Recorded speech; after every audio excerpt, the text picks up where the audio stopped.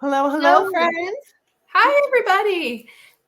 Welcome. Hi, Sandra. How are you? I'm so good. I'm so excited to like be here. We're gonna have so much fun today.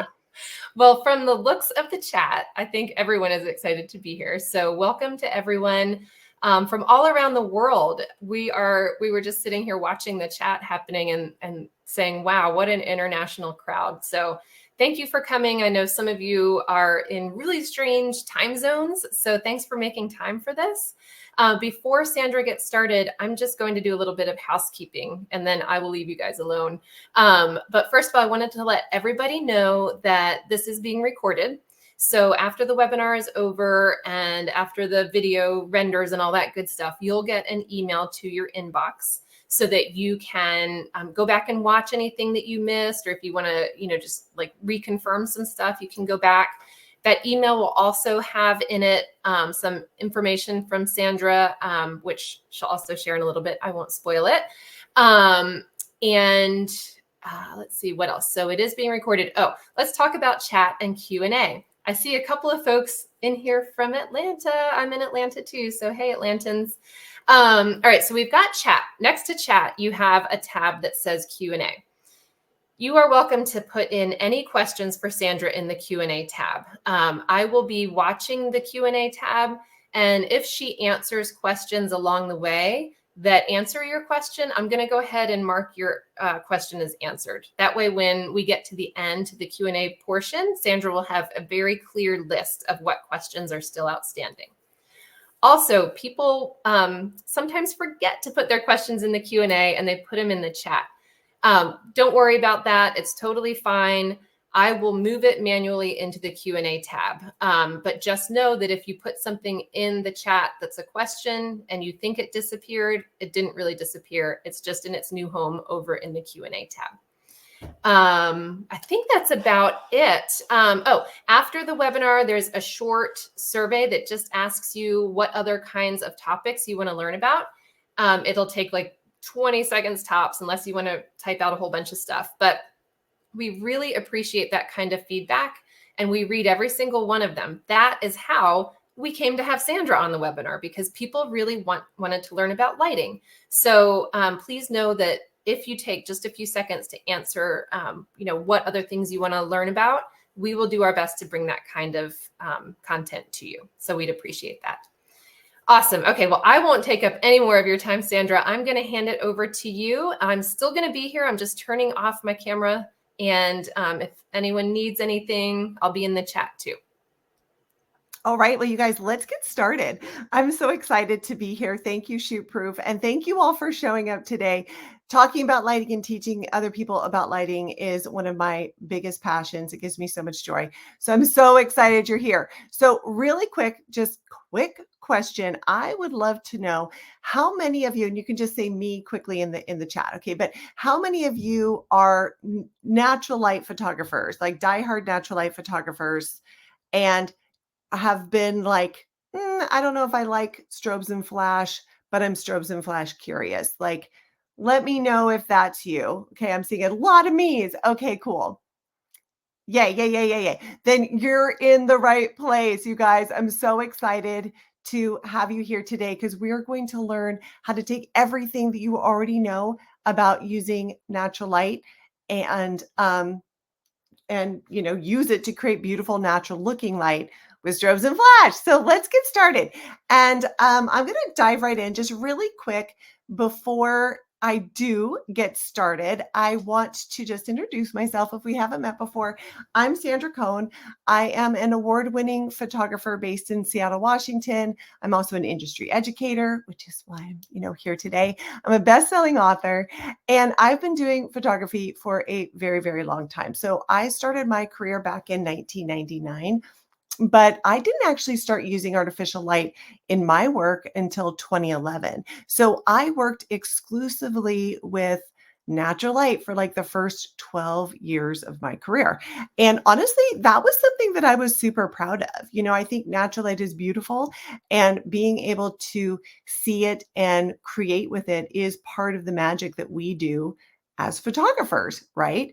But the problem is, natural light just isn't always reliable. I was just reading the chat and seeing, so many of you are like, "Hey, I'm here from rainy London," or whatever, right? Like, things happen. Sometimes it rains or snows, or sometimes, it's even too hot to be comfortably working outside. Some days are dark. And sometimes you're just asked to work in places that don't have ideal light, right? So let me just ask, and again, you can just let me know in the chat, but have any of you ever been asked to work in a low light situation, or maybe worse yet, like in a windowless room? Like, shout out all those like basement nurseries or whatever. Like, has that ever happened to you? Have you ever shown up to a job and been like, "Oh, I don't know if I have the light that I need to do this," for sure. So I'm seeing a lot of people say yes. Yeah, like weddings is a big one, right? The light situations are tough, right? That is no fun. Let me ask you this, friends. Have any of you ever had to reschedule or cancel a session because of the weather? Is that another thing that's ever happened to you? See some yes, yes, right? These things happen. And what's great is like that is the beauty of knowing how to use off camera flash, because it gives you the ability to create your best work every single time you pick up the camera, regardless of the weather, regardless of the available light in the room. If the light is perfect, great. You already know how to use natural light. But when you're in a situation that's not that great, then you can also, create your best work. And honestly, I think those low light situations are what most of us think of when we start getting curious about using strobes and flash. Artificial light really does solve that there's just not enough light for me to do my job problem. But there are a lot of benefits to using strobes and flash that go beyond those low light situations that a lot of people don't know about or don't think about. So let me just show you a couple. So first of all, color cast. Okay, so this image was taken in a room with huge north facing windows. We had plenty of natural light. It was a beautiful summer day. But the problem was, right outside the windows was this bank of trees. And so they were reflecting in all of this green light into the room. And so, yeah, I could have gone in and probably fixed some of it in post production. But I mean, imagine how long that would take to edit out all of that green from every single photo that I wanted to use from this room, right?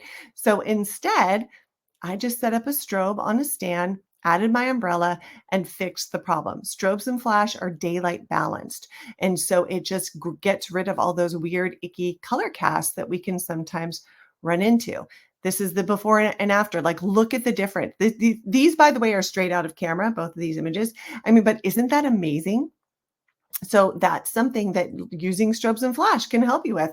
Another problem a well-placed flash can solve is dealing with unflattering shadows. So this image of the baby in the crib was also captured in a room with plenty of natural light for proper exposure. But the problem was the window placement was resulting in these really unflattering shadows. So we're getting unflattering shadows come in through the crib, but also they were casting, the way they were falling across the baby just weren't great. So they have that like little hot spot on baby's nose, across the tummy, not great. And so again, I just placed my strobe on a stand. This time I just bounced the light off the window, so I wasn't even using a modifier, and we evened out that light. Super easy. So here is that before and after again, really easy, right? And such a huge difference. So given all the benefits of strobes and flash, I always ask myself, why do so many of us insist on working exclusively with natural light? There are all these reasons why using a flash or strobe can be so beneficial. And I think the reason is because there are a lot of myths and a lot of misconceptions out there about what it means to work with artificial light. So I just want to call out a few right now. And if you resonate with either one of these, then just let me know in the comments, okay? So the first one is this belief that artificial light is ugly, okay? So just let me know if you've ever thought that. Do you ever think like, "Oh, I just don't like the look of it. I love the look of natural light." Okay. And the truth is it can be like artificial light can be kind of ugly. Like sometimes you can get those blown highlights or those hot spots, you can get that harsh, flashy look. And sometimes when you're working with a strobe or flash, you're just getting so much light that you have to be working at, f8 or f11 or something like that. And maybe you like a more shallow depth of field. And, I think a lot of family photographers, one of the reasons why they stay away from using artificial light in their work is because they're afraid it's going to result in images that look outdated. So this is one of my favorite examples.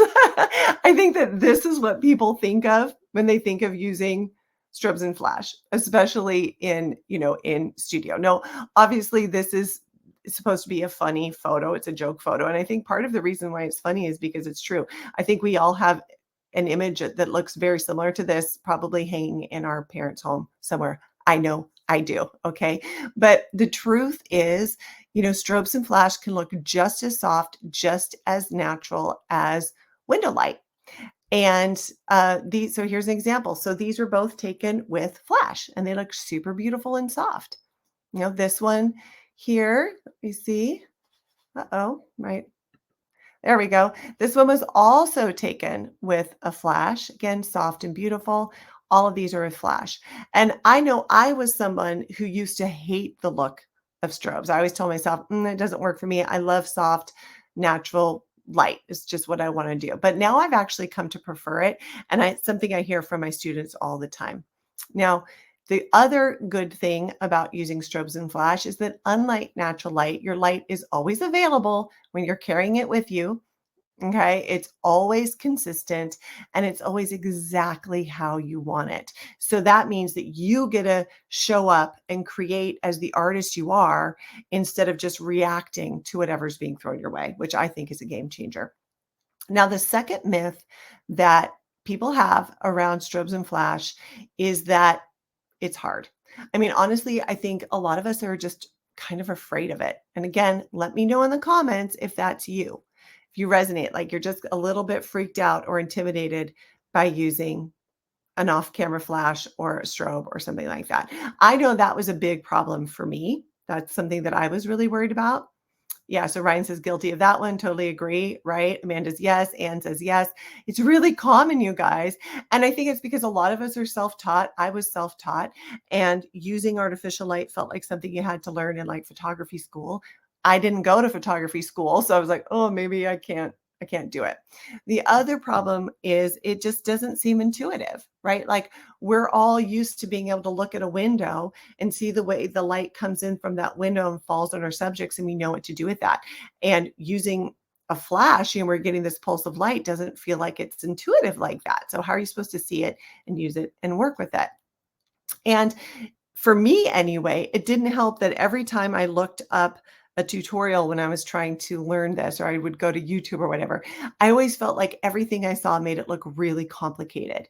There was always these like studio setups with, like multiple lights and assistants and, reflectors and all this stuff. And I was like, whoa, that is not how I work. That's not how I want to work. Absolutely no, this isn't for me. It honestly just overwhelmed me. It would freak me out. And that's what kept me working with, natural light for 12 years. But the truth is, you actually already know most of what you need to know to work with artificial lighting. And that's because light is light, you guys. Okay. And if you can work with the sun shining through a window, you can absolutely work with a bulb shining through a softbox. The same rules apply. And so that is what we're going to get into today. My goal is to show you what you already know about natural light and then how to apply it when working with a strobe or flash. So you can just go out and make your own natural light. Okay. So are you excited? Because I'm excited. This is my favorite thing to teach, and I teach a lot of things. So when I'm talking about natural light, I tell people all the time, I teach photographers to create natural looking light with strobes and flash. What does that even mean? Because the truth is natural looking light can mean a lot of things to different people, right? So to create whatever that means for you, like whatever natural looking light means for you, you really just need to know three things. Okay. So, and I want you guys to take notes on this because we're going to work through all of this right now in this presentation. So the first thing you need to know is what is your preferred light quality? And then what is your preferred light intensity? So those are the two big questions you need to be asking yourself. And then of course you need the right gear, right? So let me just get in and show you how easy this is. So first of all, light quality. What are we talking about? Well, light quality is, hard light or soft light. And I just saw Edward ask this. How do you make it so it's not hard light? I got you, Edward. Hang tight. Okay. But let's just define light quality really quick. So light is described as being either hard or soft, and it's kind of on a spectrum between those things.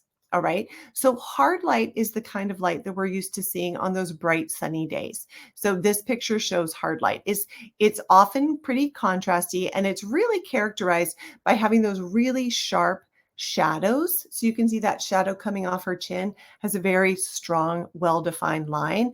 That is classic hard light. And hard light is going to accentuate details. It's going to highlight textures, all of that. So you can even see how her skin looks a little shiny, a little specular, right? Soft light, on the other hand, is the kind of light that we're used to seeing on overcast days or maybe an open shade. Okay. So this is the kind of light that, you can still have beautiful contrast with soft light, but those transitions between the highlight into the shadows are more gradual and less defined. So you can see, if you look really closely, she still has shadow kind of coming off the side of her face. These are the same lighting patterns, only they don't have that sharp edge that the hard light had. All right. The other thing with soft light is those textures and things like that are going to be less noticeable when using soft light, which is why a lot of, portrait photographers, for example, prefer soft light, but both are beautiful. So step one is, which do you prefer? Are you a hard light girly or a soft light girly? And so think about it right now. And if you have something that you can take notes with, write it down, because we're going to come back to it. I'm going to show you how you can create either one using artificial light. So that's light quality. Now, the second thing you need to know, right, is light intensity. So light intensity is about how bright you like your light. And when you think about brightness from photography, right, it really mostly has an impact on your settings. And so what I tell people is like, let's start with aperture. So what is your preferred aperture setting? So are you somebody who likes a shallow depth of field? Like maybe you like shooting wide open at like f2, f2.8. This is me. I love shooting wide open because I love that shallow depth of field. So, you want that. So yeah, so Ryan just says, give me that bokeh. Exactly. Okay. Or maybe you prefer a deeper depth of field, or maybe you just need to work at a deeper depth of field. Like if you're working with a big family and you want everybody in sharp focus, then your preferred aperture is going to be like f8 maybe, or f5.6 or something like that. But again, you have to know your preferences, and knowing your preferences is key when working with strobes and flash, because for example, knowing the light quality you're going to prefer is going to help you determine, first of all, what modifiers you're going to want to use. Okay. Because we don't want you investing in a bunch of gear that you're never going to use. Nobody wants that. And it's also going to help you determine the level of diffusion that you're going to put on your modifier. All right. As well as where to place your light. And I know that a lot of people have questions like, where do I place my light? Well, knowing what your preferred light quality is helps you answer that question. I'm going to show you how in just a minute. And the same thing is true of light intensity. So when you know the kind of light intensity you prefer, then again, that's going to help you know where to place your light. It's going to help you know what settings that you're going to want to use. And it's going to help you figure out how to find those perfect settings. Okay. So now that you know your preferences, you can create your version of ideal light, which is like super duper fun. So let's start by making sure you have the right equipment. Let's see, is it better to have it or not? I get distracted reading the comments. So I'm going to stay here and then we'll get to questions in just a minute. Okay. But okay, so let's start with equipment, because equipment is what trips people up. And again, I don't want you going out and investing in a bunch of stuff that you're never going to need. Now, one of the reasons I hear people tell me that they stay away from using strobes and flash in their work is because they feel like it's expensive, that they have to buy all this gear. It's this huge investment, and then they have to carry all this gear around with them. And friends, that's actually just not true. Okay. So if you actually do not need a ton of gear to get started to create really beautiful light. Okay. All you really need is a stand. You need a light, right? You need a trigger. So that's the thing that's going to help your camera communicate to your light. And you need a modifier. I'm a big believer in having an external light meter as well, but I still work with film a lot, so that makes sense for me. But if you're a digital photographer, you don't need that. That is optional. So this is my entire setup. So here you can see it set up in the studio, and you can see a setup in somebody's home. And if you notice, the picture in someone's home, I'm not even using a light modifier. I don't have an umbrella or anything off of that, and I do that a lot of times. So yes, you need to have all that gear, but sometimes you don't even use it, which is great. I'm a Westcott Pro, which I love. I love their gear. Westcott's a fantastic company. And so this is what I use. People always ask, so I just want to put it out there. But listen, you guys don't have to use that same gear. Okay. As long as you have a stand and it's sturdy enough to hold your equipment and you have a light, even if it's like an old speed light flash that has, been in your closet for years. Okay. You have a modifier. That's all you really need. But just in case you want to see what I have, I do have an equipment list. You can scan this, but we also have a link for you. So don't worry about doing this now if you don't want to. And I'll share this again at the end. And Karen also is sharing the link to this in the handout section. So don't worry about that. But I'm happy to share all the equipment that I use. So when it comes to artificial light, then of course, the most important part is your light. Okay. And so when it comes to getting a lighting unit, you have three choices. You have a strobe, you have a flash, or you have continuous lights. So which is best? Which one works for you? So let's get into it. So first of all, strobes. Okay. So strobes are a piece of equipment that just emit a quick pop of daylight balanced light when they're triggered. So that like, boop, quick pop of light. Okay. Now, we don't have a ton of time to get into why, but what you need to know is that one of the great benefits to using strobe is that it will freeze motion the way that your shutter speed will when working with natural light. So I think that that's great. I work with a lot of little kids. So the fact that my strobe is helping me freeze that motion and get sharp images is a huge, huge plus for me. Strobes also have really fast recycle times. And so what that means, if you're a quick shooter, you can shoot. And that strobe, that light's going to keep firing. It's going to keep up with your camera. So again, you're not missing shots like that. Now, a lot of strobe units have something called a model light. And a model light is a light that you can turn on that's going to shine onto your subject so you can see what your light's doing. Remember earlier when I was saying that one of my big hangups when I was getting started was that I couldn't see what the light was doing like I could with window light. Well, a model light allows you to see what your light is doing. So you get a good idea of how it's going to fall on your subject and what you're going to be creating before you actually take the photo, which is great. The con to having a strobe is that it can only be used off camera. So this is something where if you're going to use a strobe, you're going to need a light stand to put that strobe on. You can't just put it on top of your camera like you can a flash. All right. So that's a strobe.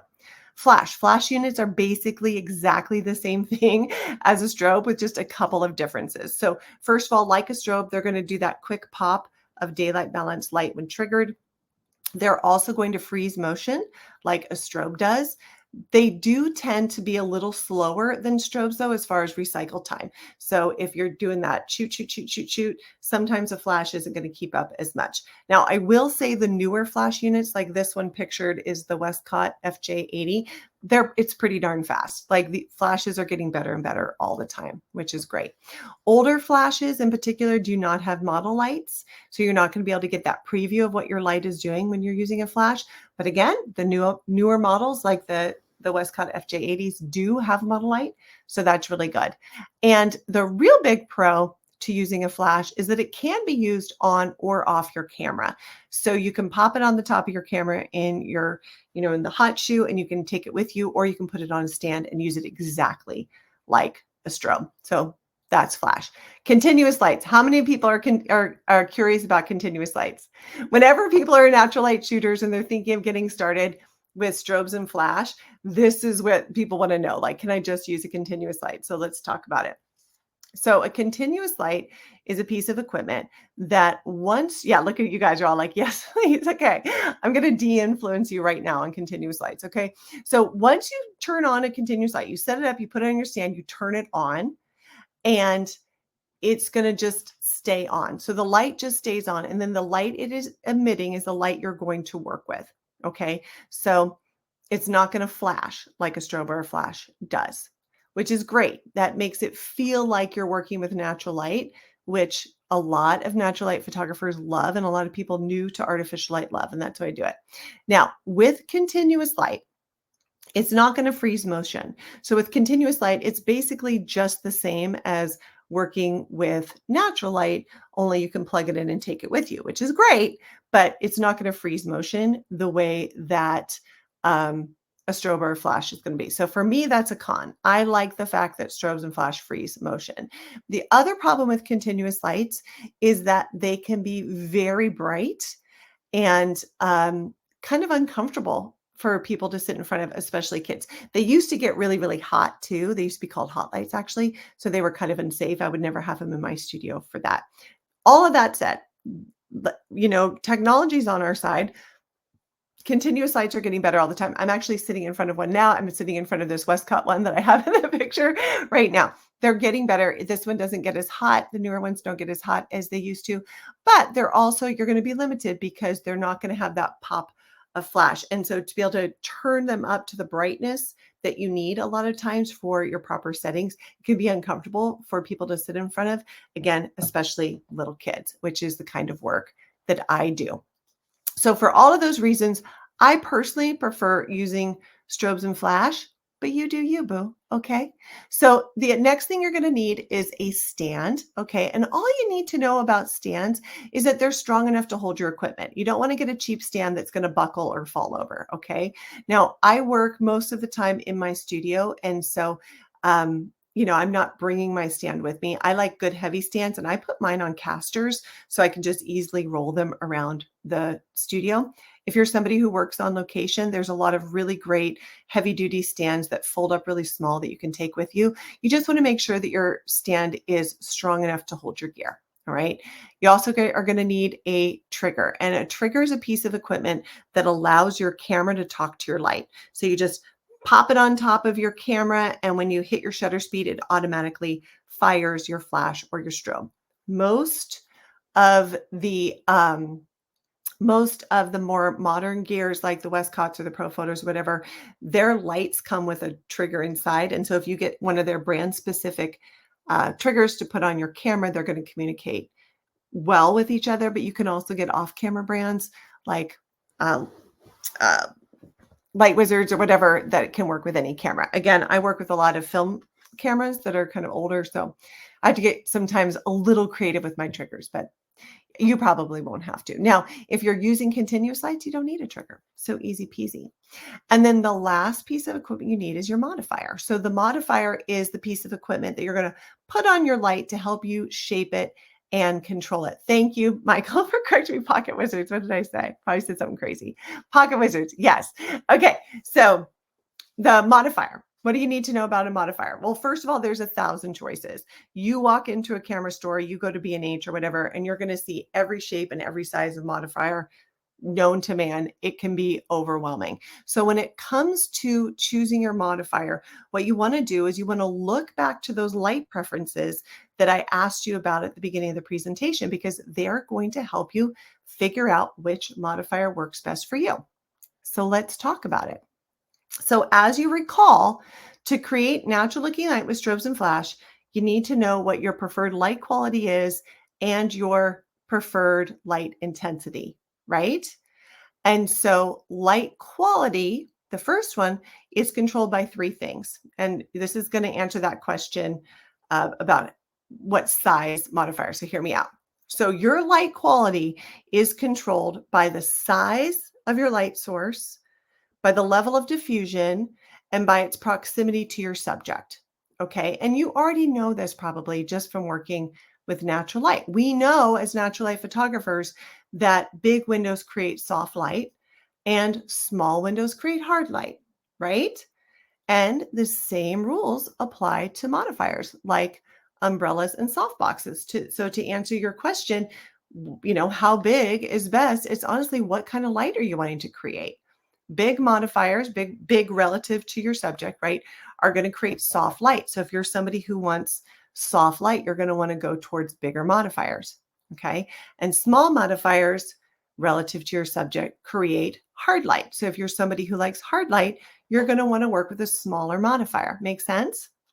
Oh, I literally just said this. Okay. So soft light, big modifier, hard light, small modifier. Okay. Pretty simple. The other thing you need to know then is like, okay, well, that's size. What about shape? Because some are square, some are round. They come in all different kinds of shapes. All right. So the biggest thing you need to know about the shape for this presentation today is that the shape of your modifier is going to have an impact on your catch lights. So if you photograph people in particular, this is something you're going to want to think about. Okay. So round modifiers like umbrellas produce round catch lights. Makes sense. Square modifiers produce square catch lights. So what do you want your catch lights to look like? That's also going to help you determine which modifier to purchase. Now, the larger your light source, the larger that catch light is also going to be. Okay, so a large modifier is going to create large catch lights, and a small modifier is going to create small catch lights, right? Makes sense. You can see the difference. So super easy, super simple. Now, when you're creating natural light look, right, you need to ask yourself again, what is the light quality you're going to want to create? Because the light quality is also really, really important. It's going to be impacted by your level of diffusion as well as the size of your umbrella. So when you're working outside, let's say you're working with natural light or clouds or curtains or blinds, right? All of those things are used as diffusion, as levels of diffusion. Okay. And they soften the light. So diffusion, like it breaks up the light, it softens it, it spreads it out so it's more even. Okay. So if you want soft light when you're working with a window, for example, and you're going to want to pull the blinds or pull the curtain or whatever, right? We know this. And if you want hard light, you open the blinds, right? Again, this is stuff you already know as natural light photographers. And so the same rules apply when working with artificial light. Okay. Most modifiers that you're going to purchase come with the option of adding or removing diffusion. So if you want soft light, you're going to want to add some diffusion to your modifier. And if you want hard light, you're just going to remove the diffusion. Okay. Your preferred light quality is also going to help you choose the size of your modifier, or I'm sorry, will help you choose the size of your modifier and your diffusion. Okay. Are you seeing how we're just kind of adding on to things here? We're just kind of building as we go. But knowing your preferred light quality is also going to help you to determine where to place your light. So this is really important, you guys. So the closer your light source is to your subject, the softer that light is going to be. And the further away your light is from your subject, the harder your light is going to be. So let's put all of those things together. And let's say you're somebody who wants soft light. So if you want soft light, then you're going to bring that light in nice and close to your subject. You're going to use a relatively large modifier and you're going to add diffusion to it. Okay. Easy peasy, so simple. And if you want hard light, then you're going to move that light farther away from your subject. You're going to use a relatively small modifier and you're going to remove diffusion. Isn't this so simple? I love teaching this because people get so scared by using strobes and flash, and it's so easy. Okay, so that is light quality. Now, let's talk about light intensity. Okay. Oh, good, Kathy. I see you're saying gold. Love it. Okay, remember, my friends, light intensity is all about how bright your light is. Okay, and brightness, of course, impacts your settings. So you need to ask yourself, what is your preferred aperture? Okay, if you like to shoot wide open, f2, f2.8, you like a shallow depth of field, then you need less light intensity, right? Your light, does that make sense?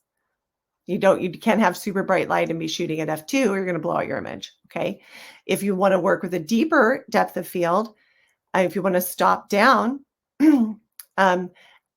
you want to shoot at f5.6 or f8 or higher, then you need more light. Does that make sense? And Carrie, to answer your question, outdoors, indoors, light is light. Same rules apply. Okay. So when you're working with natural light, you can't control the light intensity. And so that's really frustrating. But when you're working with strobes and flash, you can. And how great is that? So you get to choose what your desired aperture is. And then all you need to do with your strobes or flash is adjust the power accordingly so that, you're getting your preferred aperture. It's really just that easy. So turn your power up or down until it's where you need it to be. Okay. It couldn't be more simple. So we know that when working with natural light, okay, I'm just recapping a little bit.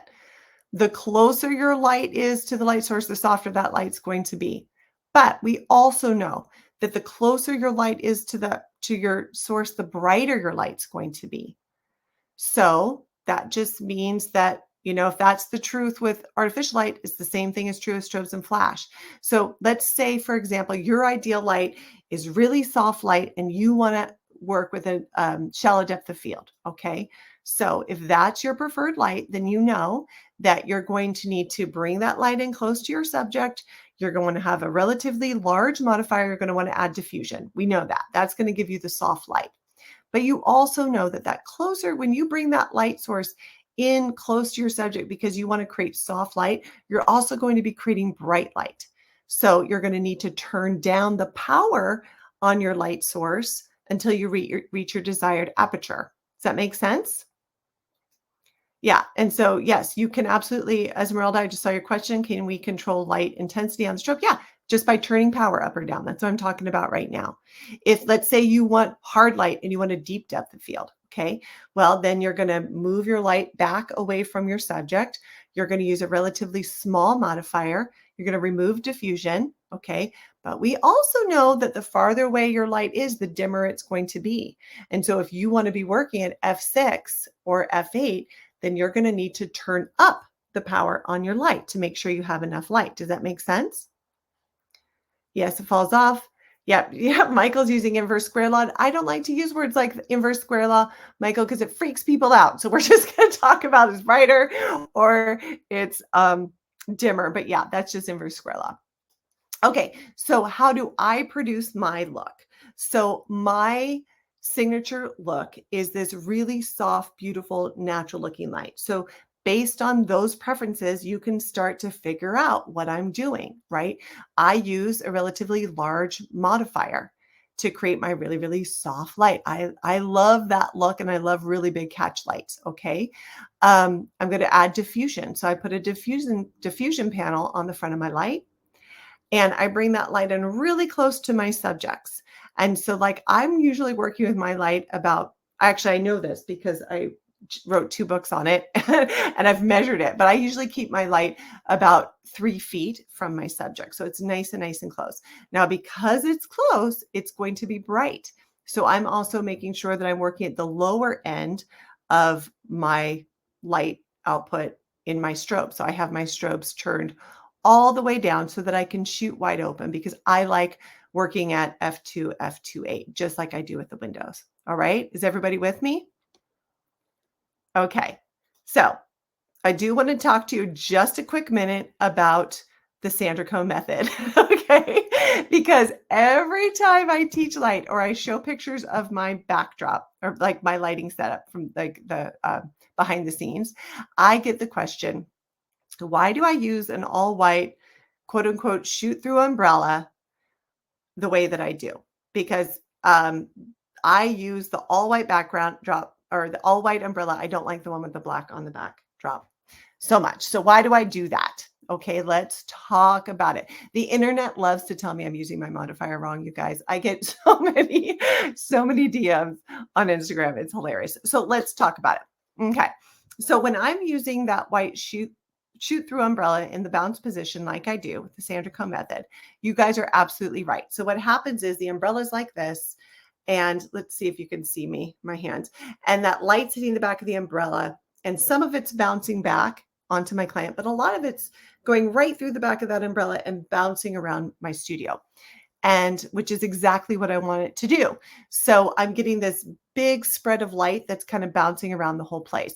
If you look at the difference, the umbrella with the black background, can you see how that light's much more focused? There's way more control. So umbrellas with that black backing are going to give you more control. It's going to work more like a spotlight than getting all that leak that I have. Okay, so here you can see the entire space. And with this background, like notice how even that light is kind of across that whole wall in the background. And then here's a little up close. And also notice how soft the shadows are off the doll. That doll's name is Betty, by the way. She's my posing doll. I kind of think she's famous. I like to think she's famous, but I use her a lot because she doesn't complain and she sits really still when I'm doing these tests. So anyway, but notice how like even that light is and how soft it is. Okay. So, and now here's with the black backdrop, you can see that light's a little more focused. And look here, you can see how much deeper those shadows are. Does that make sense? So both soft light, because they're both these giant umbrellas. It's just that shoot through just gives me a little bit more softness. So again, here's the side by side. And again, here's baby's side by side. So the next question is, okay, awesome, Sandra Conn. I understand the Sandra Conn model, or method, but does that only work because you're working in a studio with white walls everywhere? And of course, when I started doing my lighting this way, I never thought in 1,000 years I would ever be teaching people how to do it or writing books. I was just doing it because it worked for me, and that's what mattered. So yeah, I originally started doing this because it works in my space, but it works in any space. So I actually demoed the Sandra Conn method a few years ago at WPPI on the show floor at the Westcott booth. And if you've ever been to those conferences, you'll know those show floors are massive. Those ceilings are massive. So we weren't bouncing the light around like we do in my studio, but still getting this really beautiful, really soft light. So the Sandra Conn method works in my studio, in people's homes, on location. It'd be great for like getting ready rooms at weddings, that sort of thing. Just give it a try if you want to. But friends, what I want to say is if you just take one thing away from today, I just want it to be that lighting doesn't have to be hard or complicated to be beautiful. You really do know most of what you need to know to start working with strobes and flash, just from what you know from working with natural light, okay? And I don't want anybody to let bad lighting hold them back from sharing their gift with the world. You know, I don't want you having to cancel sessions or anything like that because of light. You really do owe it to yourself and your clients to be able to consistently produce beautiful work, regardless of the weather, regardless of the windows, and regardless of the available light in the room. And honestly, you deserve to feel confident every time you pick up your camera. Life is too short to be stressed out about your light, okay? So I hope that this just inspires you to go out and learn to create your own natural light. Play around with it, you know, test all of this out and see what you prefer and see what you like, okay? So that's it. I'm going to get into Q&A. But for those of you who do want my equipment list, there's the scan. You can scan it, get out your phone, scan it. I believe, like I said, I believe our friends at ShootProof will also have that for you guys. But let's get into some Q&A. What do you think? Okay. Your pictures are amazing. Thank you, Louise. Okay, so Karen, I think I'm supposed to go to the Q&A section. Yes. Do you want to go through them or do you want me to do it? How do you want to do it? Oh, there's a lot. Yeah, there's. I'll start. Let's see. And do I start at the top or start at the bottom? I know you. So the bottom are the oldest. So it goes. Okay, let me get into that then. I'll do it. I'll just go through them really quick. Okay. Okay. So Edward wants to know what wattage of light you use when not using a flash on your camera. What brands are best? Okay. So again, that depends on the kind of light that you want. So if you're wanting, let's say you like shooting at f8. Okay, you're going to want to be working with more light intensity, then you're going to need a light that has a lot of power like more power. So maybe like a 400 or an 800-watt light's going to work for you. If you're somebody like me who I like shooting wide open, I don't need a light intensity. So I use the FJ200, which is 200 watts, or even the FJ80, their flash is enough for me. So again, you have to think back to what your preferences are, and then let those preferences kind of lead the way for you. If you're somebody who sometimes you're shooting at f11 and sometimes you're shooting at 2.8, then an 800 or 400-watt light is good because then you have a lot of flexibility on either end. Hopefully that makes sense. What are the best brands? I'm a Westcott pro, so of course I'm going to say Westcott. But all joking aside, what I love about Westcott, they're an American company. They have great customer service. And they're honestly, their pricing is really reasonable for the quality that you're getting. So I just think they're great, and they're super nice people. Hopefully that helps. Okay, Ryan, suggestions on brands, models of strobes. Yeah, again, I'm going with Westcott, but really anything, it all works the same. Light is light. Okay. Just keep it simple. If you already have a flash in your closet that you haven't used, start there and then see how it goes. Okay, Chantel, I saw the strobe facing the window. How does that bounce around the room? So that's a technique, kind of a more advanced technique that I teach inside of my classes, especially my lighting on location class.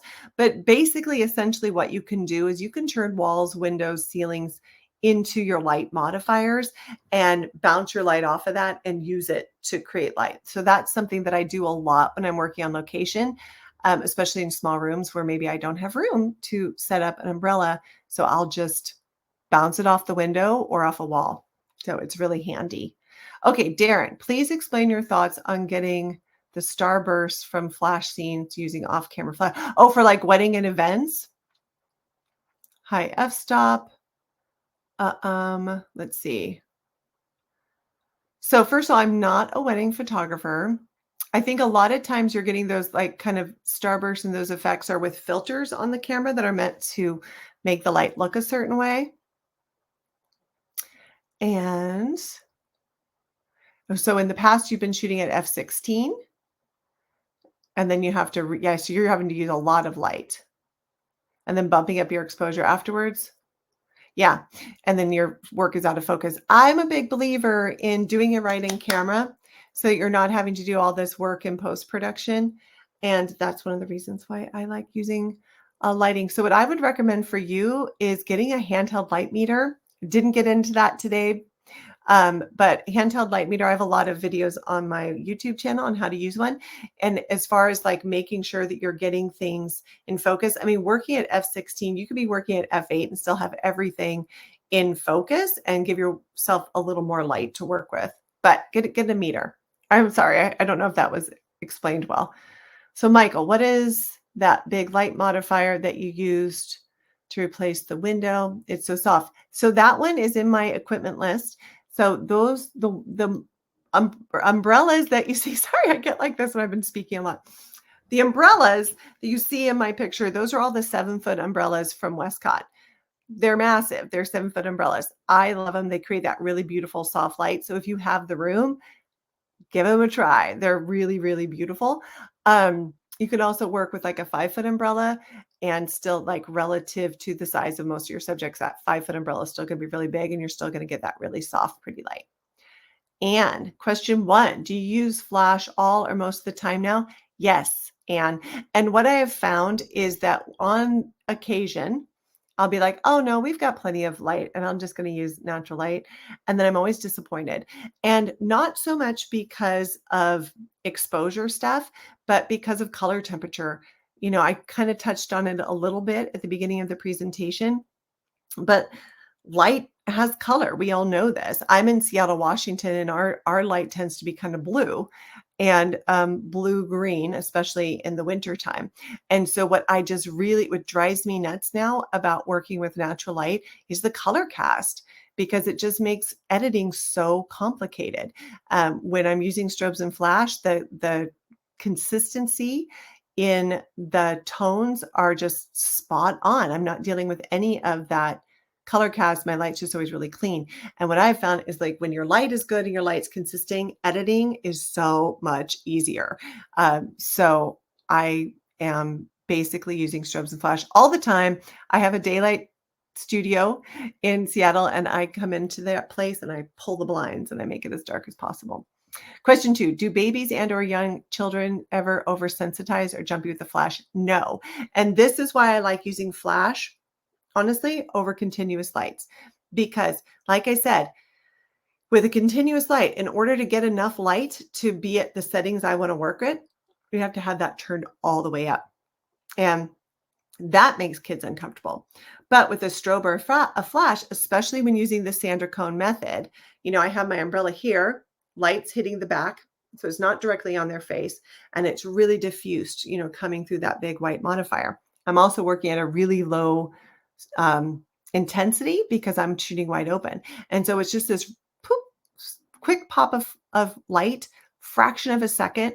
Most of the kids I work with don't even notice it. Like doesn't even bother them.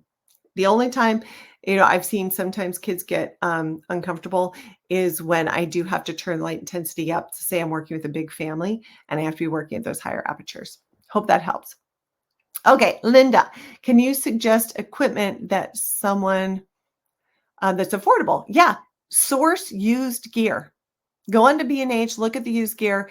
Like I said, it doesn't have to be fancy. You can get started with an old speedlight flash, and I think that they run like less than $100 when you get them used. The Westcott umbrellas that I use, those 7-foot umbrellas, brand new, they're $99. They're not expensive, but you can get source used gear. There's tons of great used gear. Look at KEH or B&H, and you'll find some things that will get you started. And then when you have a little bit more money, then you can upgrade when you want to. But it doesn't have to be expensive, right, to do this. Edward, how do you fix hard light in post? I don't, because guess what? I don't ever have it. Because I'm creating it myself. So that's the thing. Again, we want to make sure that you're creating your version of ideal light every single time you pick up the camera. Right. And so, if you can go in and you create your ideal light while you're shooting, then you're not having to fix it in post. And then it makes your life so much easier. Okay. Justine. So how would you deal with a small room that doesn't have room for a big modifier and the walls are a color that are not good for bouncing? Then you bounce off of a window or you bounce off the ceiling. You want to be really careful with colored walls, especially like reds, greens, that kind of stuff, because that will bounce light. But most ceilings are white and windows. Worst case scenario, you get a piece of cardboard and you bounce off the cardboard. You can literally bounce off of anything. I've bounced off of TVs, picture frames, anything like that. Just look for something that's neutral and bounce off that. Hope that helps. Edward, would you use lights if you're in a small, tight area where light stands can't be set up? Yes. So I didn't get into this because I was trying to be mindful of time today. But a lot of times what I'll do, I'm just looking for my flash. Sometimes I have it sitting here with me, but I don't. So you know how like a flash a lot of times will come with something called a flash foot. I'm going to use my mouse as this. So it's like this, and you put your flash on it, and it's like a little mini stand for your flash. And so a lot of times I'll just use my flash on the foot if I don't want to set up an umbrella, and just put it on a dresser or something. I do this a lot when I'm working on location in people's homes, and just bounce it into the window or bounce it into the corner of the room and do it that way too. So you can get really creative, you guys, and it's amazing what you can do with just a little bit of gear. So I have a class called Lighting on Location where I show that, like that's where I teach these like bouncing techniques and just how to use a flash on a shoe and to light an entire room. It's really fun, but play around with it. Bust out your flash and just practice, get a doll or your pet, or, talk your partner into sitting there for you, or your kids or whatever, and just practice. And the more you practice, then the easier it becomes. All right, Jessica, please explain how to use a light meter like I am 5 years old. Okay. Shoot, I wish I had mine here. It's so simple. Again, I have a million, I think I have like 2 or 3 videos on YouTube that are going to show you do this. But this is how you use a light meter. Okay. You turn it on. You put in there's three parts, three areas where you can enter data, and it's just exposure triangle. So your ISO, your shutter speed, and your aperture. Okay. So what I like to do is I go in and I set my ISO when I'm using strobes and flash, and I set my shutter speed because you want to make sure you're working under your camera's sync speed. Most digital cameras, it's like 200, 1/200. So set your shutter speed to 200, and then you push the light meter. And when you're in flash mode, the light meter will pause and wait. And then you just hit your strobe. There's a little test button on your trigger. It'll fire your strobe, and then that will tell you what aperture you need to be at. If the aperture is too high than what you want to shoot at, you just turn down the power in your strobe and do it again until you reach your desired aperture. If it's too low, you just turn up the power on your strobe until you reach your desired aperture. Does that make sense, Jessica? It's really easy. Go to my YouTube channel. I got you. I got you. Okay, Jessica, you had another question too. Any distance rule of thumb for placement of lights to ensure catch lights are in the eye? Yep, just what we were talking about. The closer your light is, the larger your catch lights are going to be. Okay. And that's because of relative size. The closer you bring your light in, basically you're making that light bigger. You're going to get those bigger catch lights. So if you like a really good chunky catch light, you're going to want to bring your light in close. And you want to make sure your light is, not so high above your subject's head that you're losing the catch light. So just bring it down till you start to see them and they're where you need to be. Autumn, do you have a cheat sheet for strobes and flash settings? I look at all the numbers and they stress me out. Okay, Autumn, I know. Wouldn't it be so great if I could just be like, these are your settings, plug them in, and you're good to go? We all want that. But this is some tough love. Okay, Autumn? I could give you my settings, and it doesn't mean you're going to get my results because you're in a different location. You're using different gear, different subject. I would much rather teach you how to get your perfect settings. And it's really pretty easy to do. So again, check out some of my YouTube videos on light metering. That's the quickest and easiest way to do it. But just start with what we talked about in the program today. So start with what is your preferred aperture? Start with aperture. Okay. So if you're someone who loves 2.8, set your camera to 2.8. If you want to be at ISO 200 because you don't want a lot of noise, set ISO 200. And then set your shutter speed to 125 or 200 so you're not going over your sync speed. And then take a picture with a flash. And if it's too bright, turn the power down on your flash. And if it's too dim, turn the power up. Really, it can be that simple when you're starting. Okay. I hope that helps. Okay, Diana. You may answer this later in the webinar, but what about when you're outside and the background gets too dark? So now we're getting into a little more advanced, Diana, than what we were doing today. But basically, you control your background light or the ambient light in your image with your shutter speed. And I mean, not to make a plug or anything, but in my new book, I'm going to grab it. Complete Guide to Family Photography. I have a whole section on showing how to do that. We have a whole chapter on using lighting and light on location. And I'm talking about that on how you use your shutter speed to let in more ambient light. So if you want to brighten up your light when you're working outside, then and you're using a strobe or flash, you're going to do that with your shutter speed. Hope that helps. Okay. Angela. Let's see, how are we doing? Oh, you guys, I'm trying to get through all these. And Karen, you help me too if there's anything that you think is really that I'm missing. Okay. Yeah, there's a lot. There's a lot. I'm still trying. But we still have time, right? Yes, absolutely. Okay. I'd say we could probably hit maybe 8 to 10 more. Okay, perfect. I'm going to go fast and rapid fire. Here we go. It's like a game show. It's like a game. Let's see how many I can answer. Okay, so Angela, are you using an umbrella with the black cover removed to create even more light? So Angela, yeah, that's what I was explaining to you when I was talking about the Sandra Conn method. It's so I can bounce that light all around the room. Okay, let's see. Hareem, how do you balance flash power and shutter speed? Again, a light meter is going to really help you with that. But you just want to make sure that with your shutter speed that you're not going over your camera's sync speed. Okay. And Angela. Okay, Angela said you answered it. Good.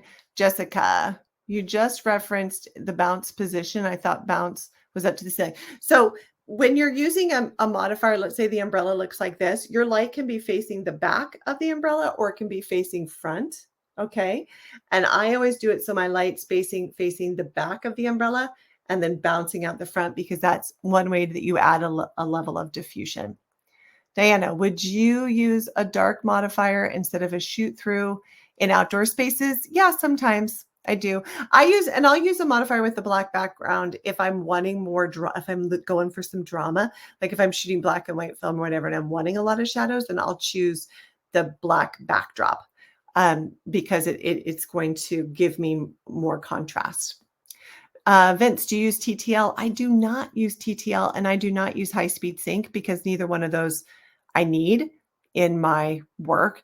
And I'm just like, again, I just think like you can use TTL, you can use auto mode. Those are great resources, but they're not going to be perfect because your camera doesn't think the way your eyeballs think. Your camera's not the artist you are, right?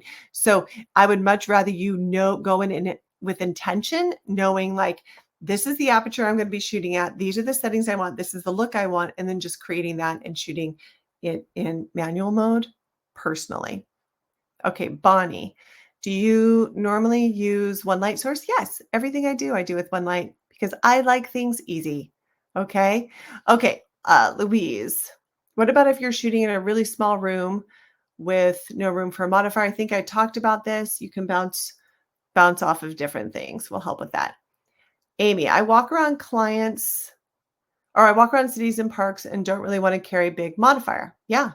Any suggestions for software? You can carry a small modifier in your flash, and that will help. Like, I totally get that.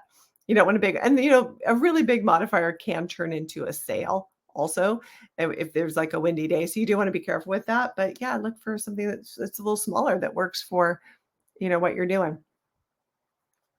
I've heard Amy says, is Godox not good? I've heard great things about Godox, honestly. I just, I use Westcott, but if Godox is what you have, use it. Light is light. Liz says, any tricks for strobes and flash for subjects who wear glasses? Yes, great question. So one of the things that people are worried about, and what happens is you get that glare where you can see the reflection of the umbrella in your glass. Couple ways to fix that. So one, you can raise your light up, and if your light is high enough, you're not going to get that glare, but you'll still get a catch light. The other thing you can do, and look, I'm wearing glasses, so we can do this right now. These are my computer glasses, is just tip them forward. So here, I'm here, just tip the backs up a little bit and it gets rid of the glare. Look, it even did it there. So you've got glare and no glare. So you can just kind of tip them a little. That always helps. All right, Bonnie, suggestions on flash and strobe for film. Bonnie, you are speaking my love language. So I'm a film photographer and have been a film photographer for the majority of my career. So same thing, everything I just did. The only difference is in metering, and you're going to need a handheld light meter so that because you don't have the eyeballs, like you don't have the back of the camera to look at, and then just where you meter. So color film, you're going to meter in your shadows. Black and white film, you're going to meter for your highlights. That's it. I have a huge section on that in both of my books. I have sections on film. So if you want to just do lighting, and grab Crafting the Natural Light Look, and there's a whole section on using film, which I'm really proud of. And we also have a section in the new book, The Complete Guide to Family Photography, on film and how to meter for film. And I have it in my classes. I talk about this all the time. So you can DM me and I'll hook you up. Okay, Ryan, can you chat FJ8 versus FJ200 for applications for client home sessions? Yeah, honestly, they're both great lights. They're both about the same size. I like the convenience of the FJ80 when working in a client's home because it does come with that little shoe that I can just put it on and set it on a mantle and lighten a whole room with it. So I think that's great. You're going to have a little more power variation with the FJ200, but you're going to need a stand with the FJ200. So it's really, just to consider those two things. Okay, Casey, what would be the best modifier to use when shooting in interior design photos? I want to capture, I think then one of those really big all white modifiers would be, and you put it in the corner of the room and that's going to light the entire room. I think that would be a good umbrella for you. but play around with it. I don't do that kind of work, so I don't 100% know, but off the dome, that's what I'm thinking. Okay, Crystal, do you set your strobe for your subject and your camera for the background? Crystal, I set my strobe. I'm always just focused on my subject. I think I'm not quite understanding your question, but I'm thinking you're talking about like if you're shooting on location, you want to balance the ambient light and the strobe light. Is that right? But I'm always just like I put up my light, I meter for my subject, and I go. I don't overthink it. Laura, if you're using an umbrella on location, are you mostly staying put or in one spot? No, I walk around houses with it, and um, I don't do a lot of shooting outside. But if I'm in somebody's home, like it's really easy. That's one of the reasons why I use umbrellas is they're so easy to set up, right? So I'll just break it down, take it into the next room, and it's really easy. Diana, I think what Darren was asking is regardless of if it's a wedding or just a darker setting with mirrorless cameras. Oh, I see what you're saying. Yeah. So with mirrorless cameras, sometimes you need to turn off the exposure compensation. I can't remember what it's called on Nikons, but on Canons, it's like exposure compensation. That's a setting you need to to turn off. Hope that helps. Amber, what is ISO and shutter speed? Oh, what ISO and shutter speed do you typically use? When I'm usually at like ISO 100 because I don't like digital noise, which is funny because I love grain in film, and so I work with higher ISO film stocks because I like the grain. But with digital, I don't like digital noise, and so I'm always shooting at like ISO 100 or something like that. And then I keep my shutter speed at 125 because I want a little bit of ambient light, but not a lot. You just want to make sure you're below your shutter speed. I mean, your sync speed. Crystal, do you set the strobe for your subject or your camera? Oh, wait, I just answered that. Okay, what's the difference between a shallow modifier and a deep modifier? That's a great question, Jim. So really it's basically the amount of the light has to travel. So with a deeper modifier, you're going to have your light probably in the bounce position, and that light's going to travel all the way back to the back and then come all the way back out. And so what that's doing is it's acting like a level of diffusion. It's going to soften the light. Whereas like a shallow one, your light's traveling. It has less time to travel. And so it's going to be a little harder. Okay, Jen, not sure if this is the right forum. What about using artificial light as fill outdoors? I do mostly outdoors for weddings and natural light. Yeah, that's a great way to use it. Then you're just working at kind of a low power speed for low intensity, and just a little poof, kiss of light is really beautiful. I love using lighting as fill. It's gorgeous. And especially if you're like doing weddings, you want to get some dress detail. It's really nice. Elizabeth, I prefer shooting wide open too. Yay. But I do primarily weddings, and I would love something I can use at weddings and at in-home sessions. I currently use flash units. I mean, if you've got a flash is kind of great for that. You can take it with you.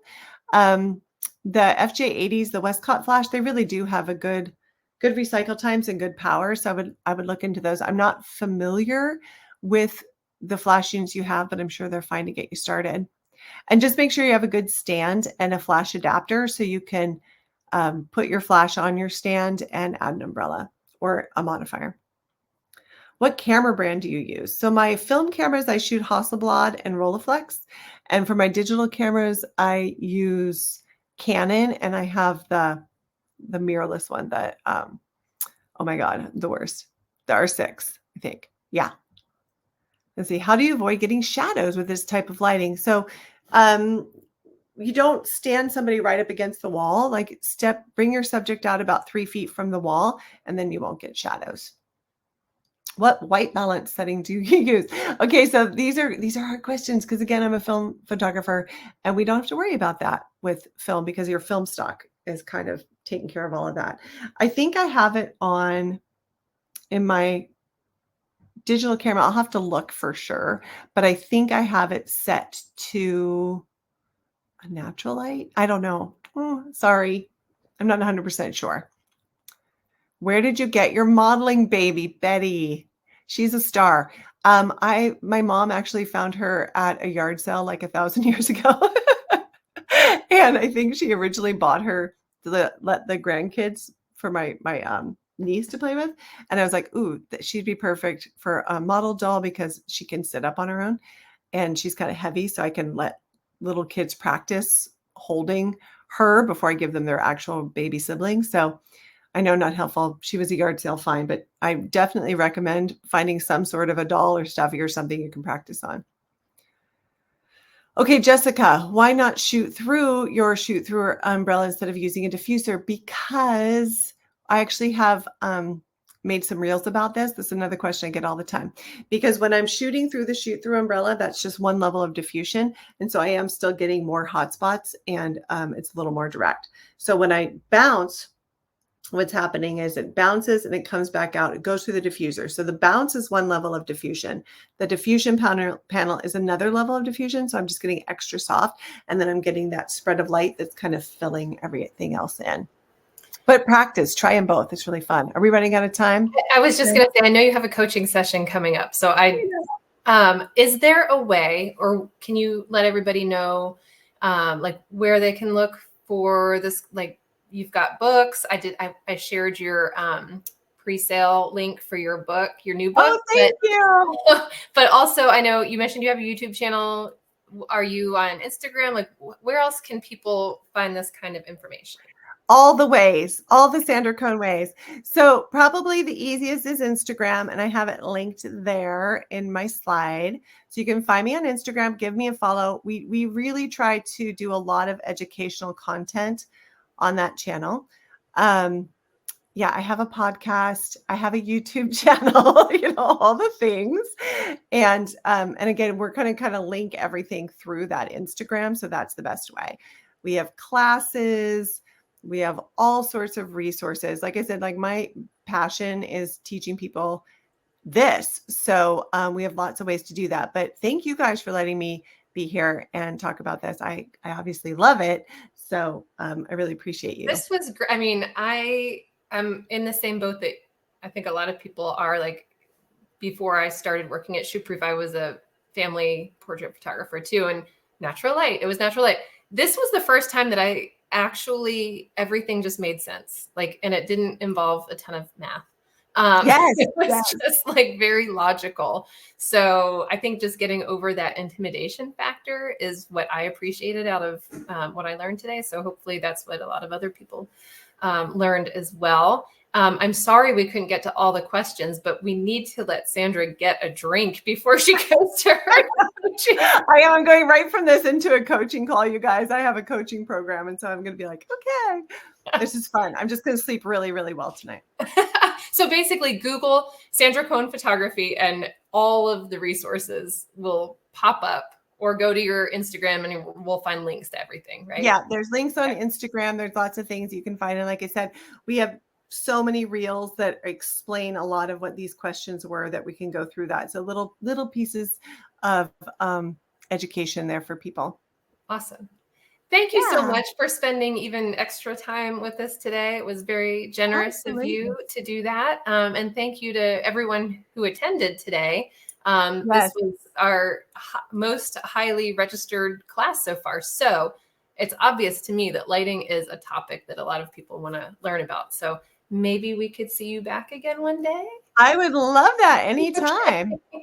Perfect. So just a reminder for everyone, there is when I end the webinar, you're going to be taken to a survey. So if there are other topics or even more lighting topics that you want to learn about, please fill that out and let us know what those topics are. Yeah. Awesome. Oh, look at all of the comments. Thank you. I know. Love you. You're a great teacher. Oh, thank you guys. I appreciate it. Well, we appreciate you. Thank you so much again. And I hope everyone has a great rest of your week. Yeah. Well, we'll see you next time. We'll be back. We'll do part 2. That would be awesome. I'm here for it. We'll talk. Okay. Sounds good. Okay. All right. Bye, everybody. Thank you. Bye. Thank you.